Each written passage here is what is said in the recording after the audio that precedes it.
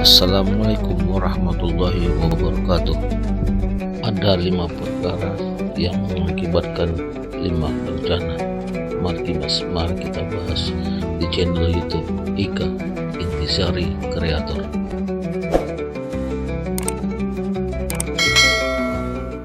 Saya ingin menyampaikan sebuah hadis yang diriwayatkan oleh Imam At-Tabarani dari Ibnu Abbas bahwa Rasulullah sallallahu alaihi wasallam bersabda, khamsun bi khamsin, ada 5 perkara yang dapat menimbulkan 5 macam bencana. Yang pertama, manaqasa qaumul ahda illa sullita alaihim aduwwuhum. Apabila suatu kaum sudah mengingkari janjinya, maka mereka pun akan dikuasai oleh musuh-musuh mereka. Dan musuh kita yang paling utama saat ini adalah kemiskinan dan kebodohan. Di saat awal-awal berdirinya Orde Baru, kita pernah berjanji untuk melaksanakan Pancasila dan Undang-Undang Dasar 45 secara murni dan konsekuen. Ketuhanan yang Maha Esa kita ucapkan, tapi kesetanan yang luar biasa yang kita lakukan.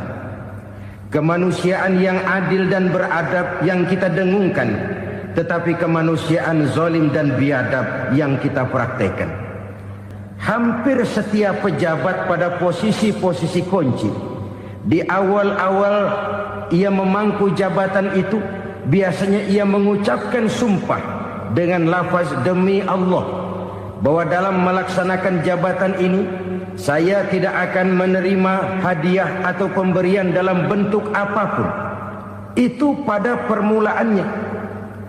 Lama-lama rupanya hadiah itu asik juga, mulai diterima.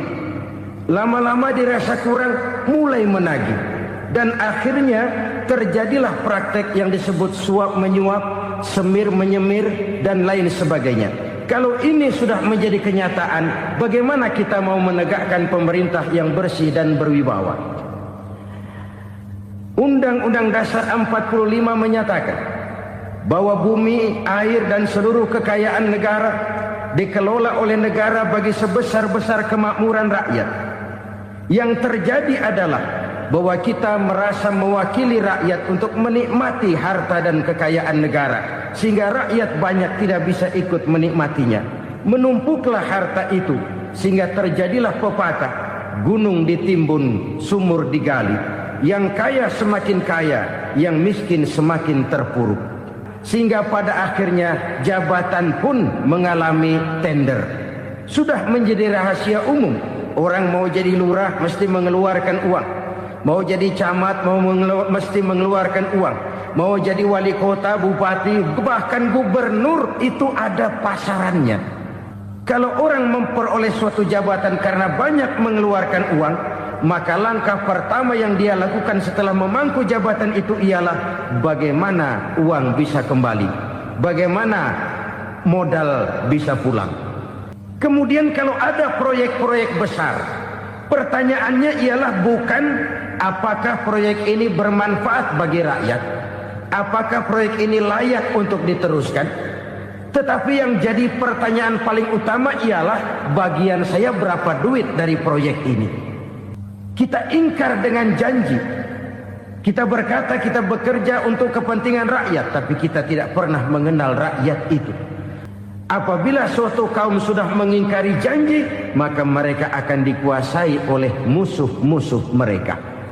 Tadinya kita dengan lantang teriak-teriak berantas korupsi, ganyang korupsi.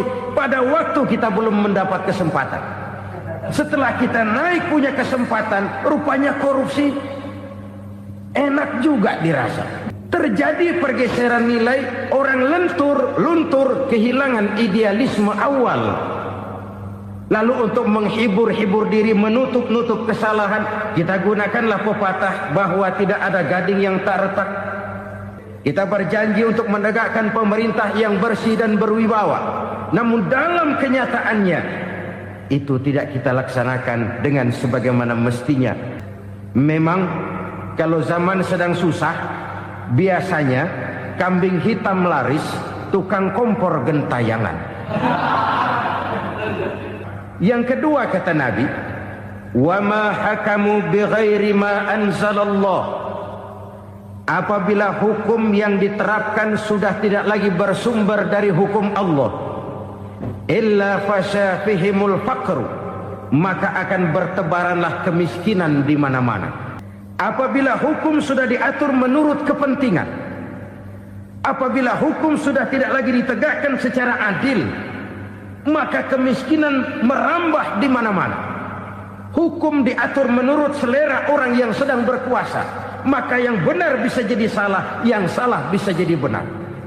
Hukum dalam kenyataan hidup berlaku seperti pisau, tajam ke bawah, tumpul ke atas.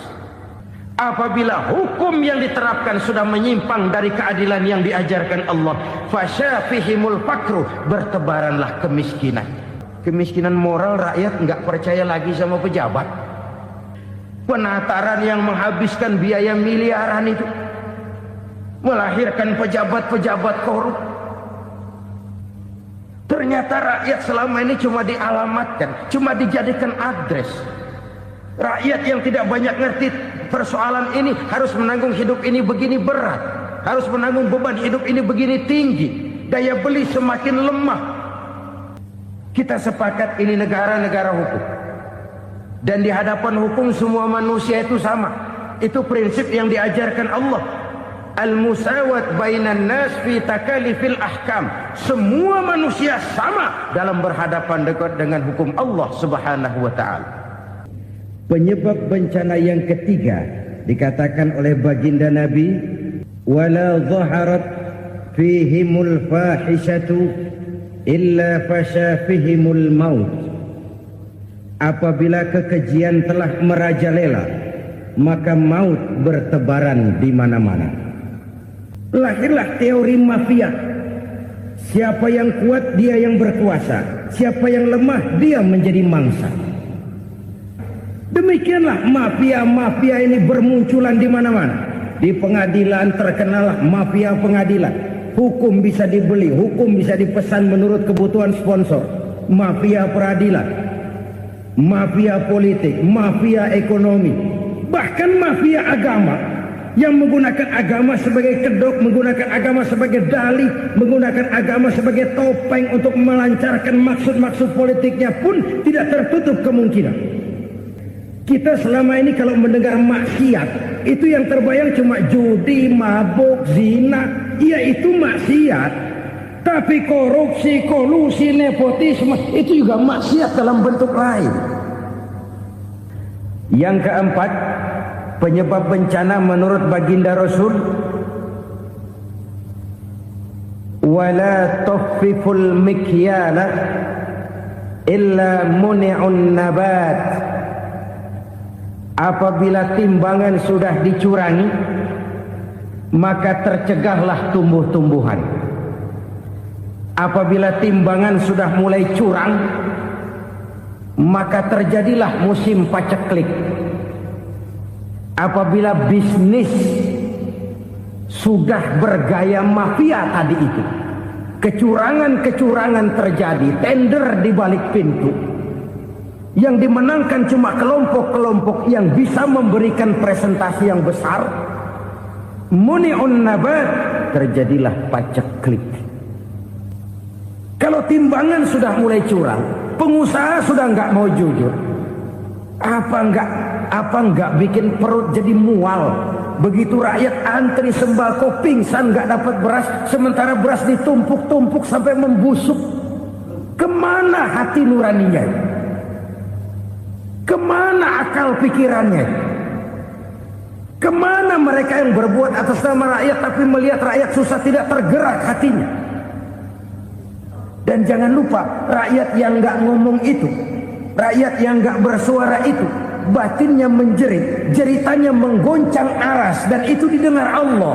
Yadullah fauqal jamaah, kata Nabi. Tangan Tuhan di atas orang banyak. Yang kelima, penyebab timbulnya bencana menurut baginda Nabi, wala muni'uz zakati illa hubbisa anhumul qatru.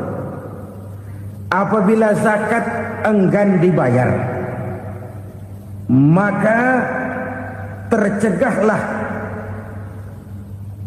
qatrun. Qatrun ini kalau bahasa kita sembako. Maka tercegahlah kebutuhan-kebutuhan yang kita perlukan. Kalau zakat enggan dibayar, padahal zakat 2,5% saja.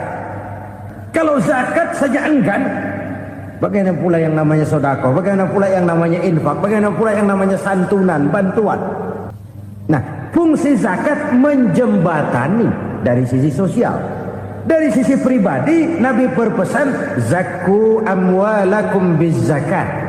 Bersihkan hartamu dengan zakat. Dari sisi pribadi, zakat itu membersihkan harta kita. Ya, dia tercampur dengan yang syubhat, dia bahkan mungkin tercampur dengan sedikit-sedikit yang haram. Itu zakku amwalakum bizzakat. Bersihkan hartamu dengan zakat itu. Sebab kata Imamul Ghazali, kalau kau terlalu suka memakan makanan yang haram, dikunyah masuk ke dalam perut besar, digiling oleh perut besar, menghasilkan energi, menggerakkan sel-sel pembuluh saraf, kau juga akan cenderung berpikir yang haram. Kalau sudah cenderung berpikir yang haram, perbuatan pun akan mengarah kepada perbuatan-perbuatan yang haram.